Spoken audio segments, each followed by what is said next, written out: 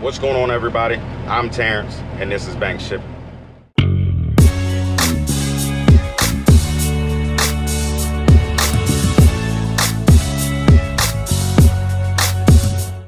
All right, what's going on, everybody? It's not morning time, so I'm not going to say good morning. It's in about 2 o'clock in the afternoon, so if y'all ain't up doing nothing, y'all should be ashamed of yourself. Get up, do that grind, that whole thing. But ran a load of Kingspan earlier today, and then dropped that off, went up, picked up another one of these containers. So now we are dropping off here with my partner, Virginia Hotshot. So we'll get out there, we're gonna unstrap and everything so they can pick us off, because we're right here at the deadline. So I'll get back to y'all in a minute. All right, so sorry I was quick before, but I was trying to hurry up and get unchained and unstrapped and everything. We were supposed to get down here about 1:45, because they stopped receiving at 2. Supposed to get down here at 1:45. All the traffic accidents, 4th of July weekend on 95, absolutely terrible. We didn't get down here till 3 minutes till 2. So, you know, they said they were still going to take us because there's a bunch of containers that still need to come. There was like a truck in front of me, and then, you know, me and Virginia Hotshot, and then there's a truck behind him. So they still had to unload or whatever. So I went ahead and unchained, unstrapped and everything. So we're going to go back here, got to back into this hole, get unloaded. I'll be back with y'all in a minute. All right, guys, so we just got empty right on time. Storm's coming.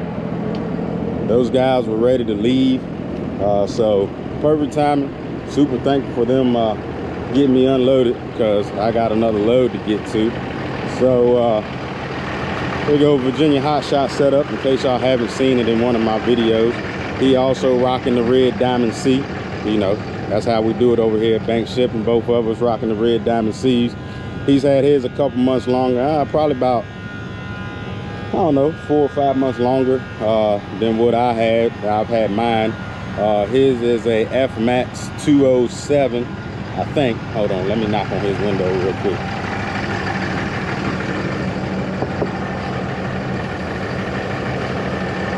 I don't know if y'all can see him in there. That's Virginia Hotshot, guys.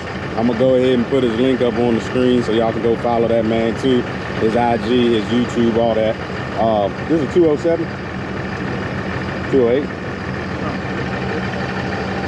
F-Max 208. So yeah, so I was wrong. I said 207. This is an F-Max 208, 35 plus 5. So he's got the 5-foot dovetail back here. 35-foot deck, 5-foot dovetail. Total of 40 foot. So you know he ran them 40-foot containers. Nice looking trailer. It's got the 8,000 pound axles, electric over hydraulic brakes. Got the chain rack up here, and this trailer is D-rated because he runs 9 CDL. So this trailer is D-rated for him to run it, but he's also got an older truck. The truck's an 04, so it doesn't have as high of a GVR as what the newer trucks have. You know, the newer truck dualies, I think, are like, I think they're a good 4,000 pounds heavier than what the older trucks were. You know, the same with mine. You know, my truck, my old dually was only a 12,000 pound. So, you know, you could get away with a bigger trailer and still be under 26. So that's exactly what he's doing. You wouldn't be able to really do this if you couldn't get it D-rated if you had a newer truck. So anyway, we about to go ahead and get out of here. He gonna head home. I'm gonna go ahead to my next load. I'll catch y'all in a little bit. All right, everybody, so we got those containers dropped off, fought some more traffic. It's just been traffic and traffic and traffic all day long. I guess, you know, not I guess, but 4th of July weekend, everybody's traveling and stuff. You know, it's Thursday. Tomorrow's probably gonna be even worse. So fought some traffic, fought some rain, got back up to the customer, got loaded. Actually got loaded pretty quick today. I was the last truck in, so they weren't loading anybody else, and everybody else had already been loaded. So I got in and out right away, no tarp load, so just strap and go. So now we are back at the yard and about to shut her down for the evening and get back at it in the morning. This load actually goes right back to the same place that I was at today in Alexandria. So we'll drop that, and then we got to come back, get another load that drops on Tuesday. Had some stuff switch up. I was supposed to go to Springfield tomorrow, but I guess Alexandria needed product like yesterday. So the customer actually ended up switching the loads, okayed it with Springfield, and so I ended up taking this rush load that goes back to Alexandria in between. So I'll take Springfield Tuesday after everybody gets back from 4th of July. So like I said, we're gonna shut it down. I'll see y'all in the morning. Okay, so we are finally back at the yard. It has been a long day. It's been a long week. It is Friday, so we are loaded for Tuesday. Since everybody's closed, well, not everybody, but most people are closed, and this particular receiver that I'm dropping off at is closed on Monday. So, but we got a load dropped off in Alexandria. And when I got there, they ended up having some product that had to come back to my customer. So I kind of had to wait a little bit because they called customer service and nobody let my customer know that this stuff had to come back, so they didn't have a return order or anything. So I had to wait for all that stuff to go through and be generated before I could get loaded up. So it worked out pretty good because I had to come back there to get loaded with this anyway. So that was an unexpected load. So that's money that I'll take. It pays the same going back as it did coming down. So another day that I got to double up on my money. So I'm not going to complain about that, not one bit. So I got back. It's kind of busy there. So I had to wait a little bit. You guys know how it is at this particular customer. I'm always having to wait, but that's the name of the game there. But it all worked out. There was like 3 or 4 drivers that were there that I knew. One driver that I haven't seen in a long time. So we just everybody just kind of stood outside, while we were waiting in line. Just stood outside and chatted it up and had a good time for a couple hours while everybody was waiting to get loaded. So it was nice, just kind of relax, chill, kick it with a couple other drivers, and ended up getting loaded. And now we're back at the yard and ready to call it a day, ready to get the 4th of July weekend started. And nice 3-day weekend, at least for me, because this particular customer isn't open on Monday, so this goes on Tuesday. But yeah, so this week has been a pretty good week. I ran hard. Ended up finding some containers out of Baltimore, and all my loads this week was in that area, or within an hour and a half drive of that area.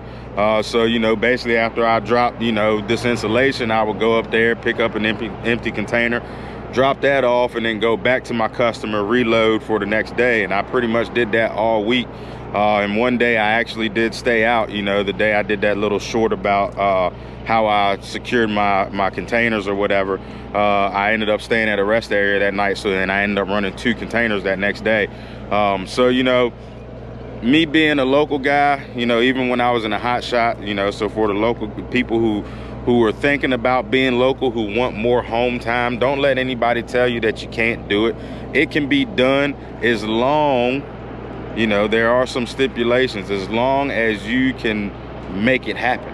You might not be in an area where you're able to be home a lot, because you might have to go far to pick up a load or to drop a load off. But for me, this customer is 10 minutes, not even 10 minutes. It's like 7 miles from where I park my truck. So, it works out great for me.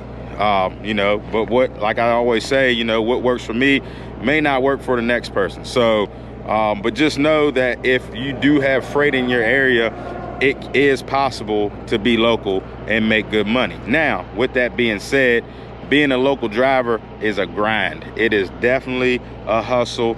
You definitely have to bust your butt to make a good living. To make good money, you do have to bust your butt. At least for me, I try to turn as many loads in a day as I can. Sometimes that ends up only being 1 load if I gotta go pretty far and come back and reload.